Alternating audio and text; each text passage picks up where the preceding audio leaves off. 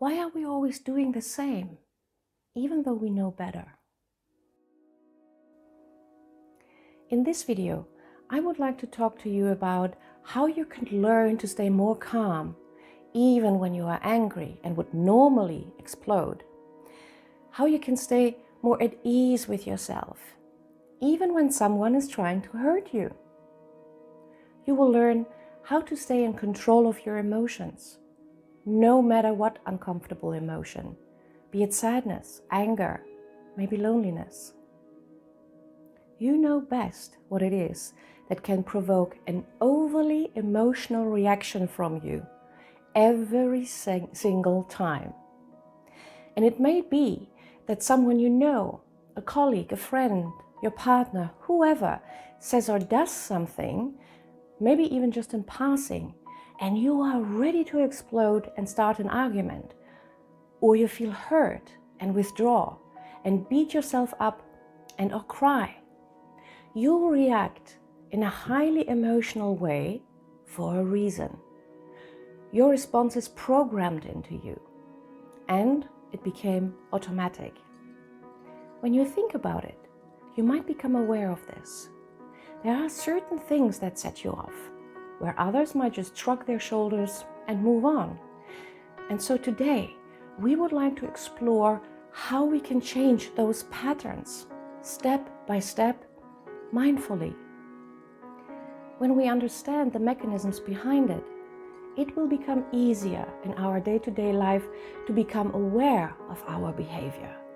And when we are aware of what we are actually doing, thinking, saying, feeling, we are able to take steps to change it, if we wish to. In the first years of our life, when we were little kids, we had no clue about the world and anything in relation.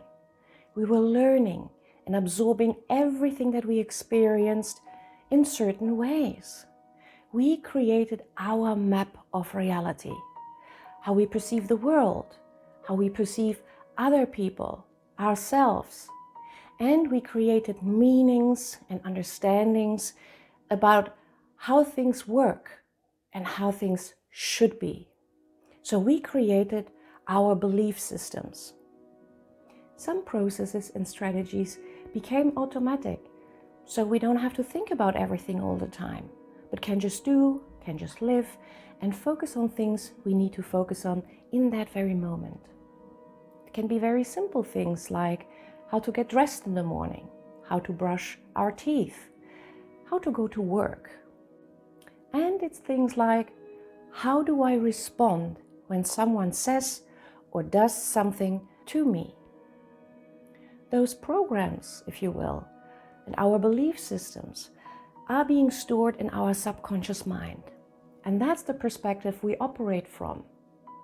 Over the years, those programs are reinforced through experiences and become often even more established. They became our reality, and we keep collecting proof for what we believe we know already.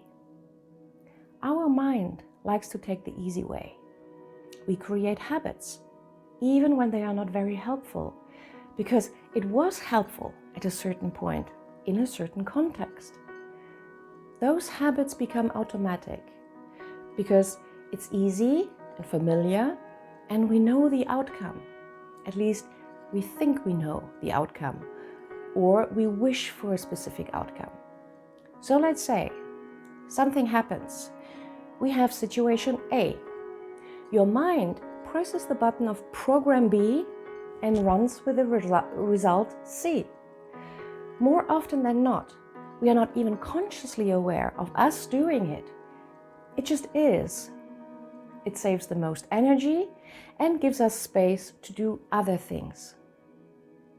And it might surprise you to hear that most people go about their daily life 95 to 98% on autopilot. It's crazy, but true. And you might have examples of that from your own life. A lot of people, for example, when they drive to work, they have no clue how they got there in the end. They were doing everything they needed to be doing on autopilot. And maybe they were daydreaming or think about something else entirely, then being awake in traffic. They were using a ready-made program on how to go to work. The main things are automated, and you only need to respond to new or different things that were not part of the program yet. And imagine, that's what you would do 95 to 98% of your day. What are we missing out on in our life? What don't we experience? What passes us by just like that? So how can we stop and smell the roses instead? One way of doing it is becoming more mindful of the world around us. And you might be surprised of discovering how unaware you really are in your day-to-day life. Children know how to be more present than us. And I invite you today to regain some of that ability in presence and in awe about the world. Being more mindful can help you to develop a more healthy relationship with your emotions.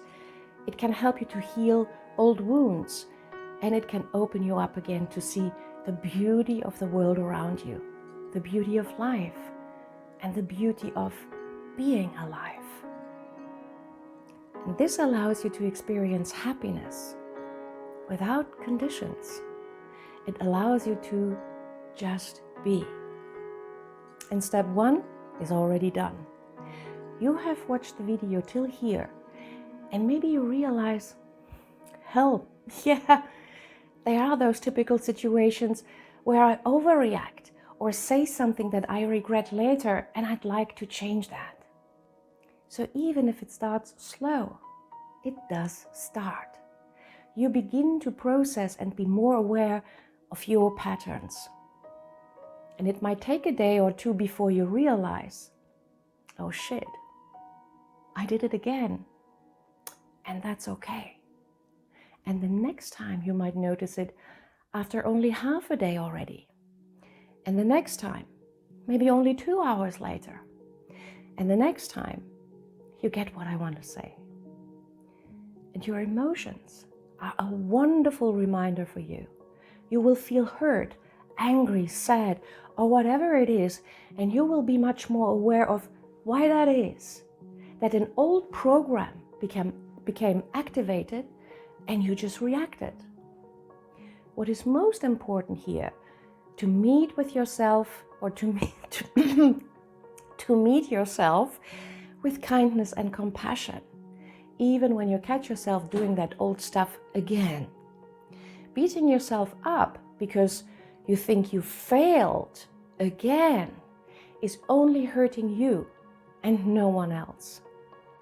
So the more you notice your emotional reactions and are aware of what's happening internally, the easier it will become to change it in the future. Because now you already went from autopilot, where you just react unconsciously and seemingly out of control, to awareness. And that's a really big win already.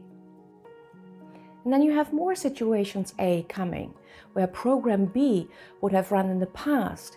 And now you begin to notice your feelings and thoughts already before you might go into an outburst or an otherwise highly emotional response.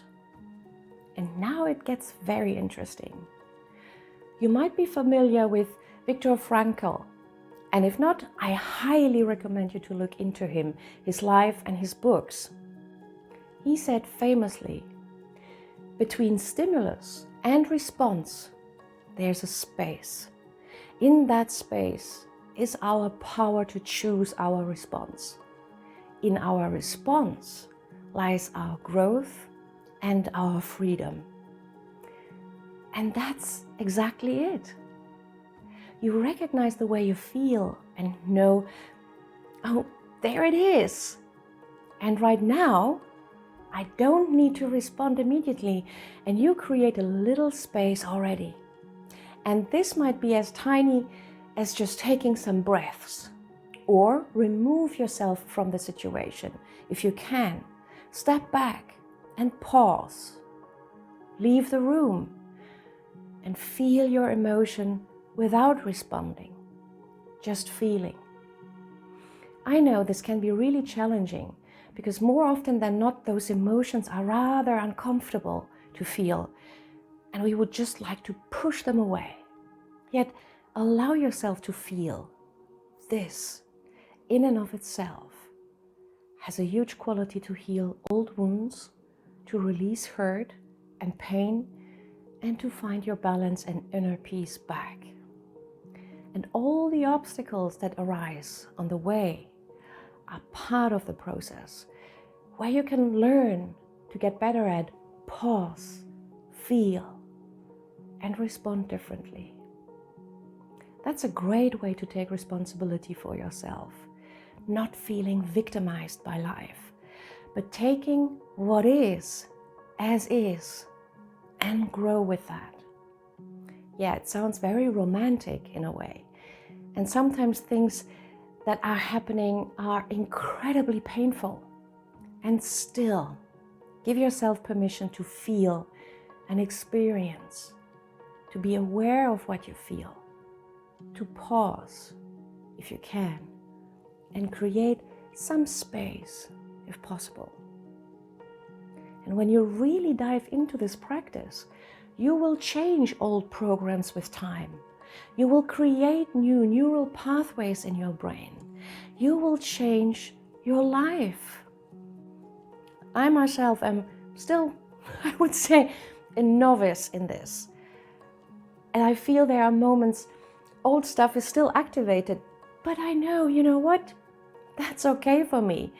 And I know that I learn from it, even if I don't feel that in that very moment. But then looking back, I already see the progress.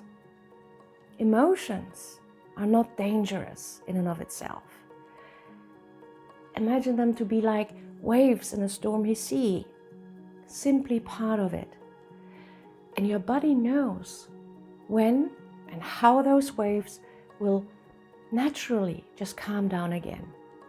Trust yourself and keep reminding yourself it's not about doing it perfectly right from the beginning. Don't fall into this trap. Remember, beating yourself up only hurts you. It's about living and experiencing with more awareness, curiosity, the joy of a kid, feeling more alive and kicking, and smelling the roses.